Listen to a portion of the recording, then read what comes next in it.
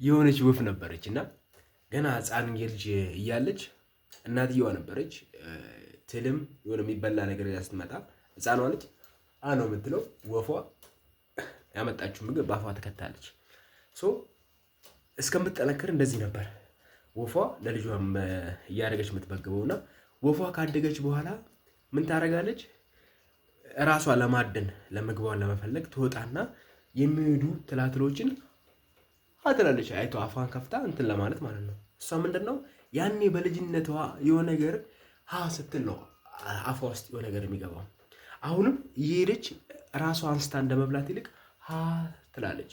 ወፎቹ ምንድነው ትላትሎቹ ወይም የምትበላቸው ነገሮች ዘሎ አፋችሁ ውስጥ እንዲገባ ማለት ነው። ይሄ ነገር ወደ ራሳችን ስናየው ማለት ነው ያኔ ልጅ እያለን አስተዳደጋችን እንዴት ነበረ? እናቶቻችን ልብስን ዛሬ እንዲያውልቀህ ጥለህ ከሄድክ እናትህ አንስታ ታጥብልሃለች። ከከፋክ ምን ሆነ ነው ልጄ አይክፋ እኔ ያለሁልህ እኔ እገዛልሃለሁ እየተባልን እንዲያደግነው እና ካደግን ወጣት ከሆንን የራሳችንን ስራ ከያዝን በኋላ ደግሞ በአይምሯችን እንደዛ ተቀርጿል። በቃ የሆነ ሰው አለ የሆነ ነገር በቃ ዘሎ አፋችን እስኪገባ ሳንፈልግ የሚያስፈልግ ምንድን ነው ተብለን እየተጠየቅን ያደግነው። ልብስ ያስፈልጋል፣ የሚበላ ያስፈልጋል እየተባልን ማለት ነው። ሲከፋን ቶሎ የሚረዳን ቤተሰቦች ነበረን። ካደግን በኋላ ግን እንደዚህ የለም። ሰው ወንድሜ አሁንም አንተ እንደዛ እየጠበቅ ነው። ህይወት እንደዛ አይደለችም። እንደምታስባት ሲምፕል አይደለችም።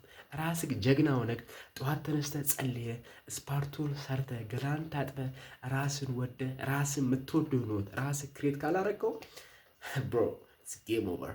ማንም ዞር ብሎ አያየው። ለራስህ ሁንለት። ይሄ የህይወት ህግ ነው። በቃ አሁን አንተ ዩአር ትራንስፎርም እያደረክ ነው ከቦይ ወደ ማን። አይ ማን ስትሆን ዩ ሃቭ ቱ ሪስፖንሲብል መሆን አለብህ። ኃላፊነት የሚሰማ ገባ። ጠንካራ መሆን አለብህ። ፊዚካሊ፣ ሜንታሊ፣ ስፒሪቹዋሊ ጠንካራ ካልሆንክ በቃ አለ ምንም ማንም ዞር ብሎ አያየው።